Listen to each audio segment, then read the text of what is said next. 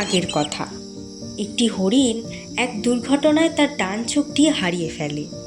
সুতরাং হরিণের পক্ষে বোঝা সম্ভব ছিল না যে ডান দিক থেকে কোনো শত্রু তাকে আক্রমণ করতে আসছে কিনা। সমুদ্রের তীরেই কাছেই এক পাহাড়ের ঢালে ভালো ঘাস গজায়। জায়গাটা তাই তার খুবই পছন্দ।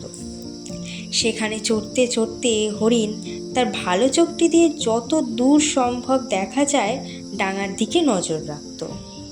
উঁচু জায়গা থেকে অনেক দূরই দেখা যায়। আর শিকারীরা সাধারণত আসে ঘোড়ায় চড়ে বা পায়ে হেঁটে। ডাঙার দিকে নজর রাখত তাই হরিণটি। সমুদ্রের দিকে কখনো সে নজর দেয়ইনি। আর তার ধারণা ছিল না যে তার শত্রু সমুদ্রপথেও আসতে পারে। আর একদিন ঠিক তাই ঘটল। হরিণের ভাগ্যটা ছিল বেশ মন্দ। সমুদ্র দিয়ে নৌকায় করে একদল শিকারী যাচ্ছিল। দ্বীপের পাশ দিয়ে যাবার সময় একজন শিকারীর হঠাৎই নজর পড়ল পাহাড়ের ঢালে মোটা সোটা হরিণের ওপর। এমন শিকার কি হাতছাড়া করা যায়? তাই শিকারী কাঁধে ঝোলানো ধনুক নিয়ে তাতে তীর লাগালো। তারপর সাবধানে হরিণটাকে লক্ষ্য করে তীর ছুড়ল।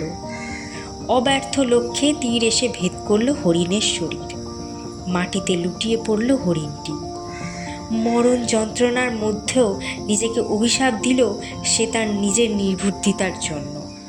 হায় হায়, কি বোকামিটাই না করেছি আমি সব সময় ডাঙার দিকে নজর রাখতাম।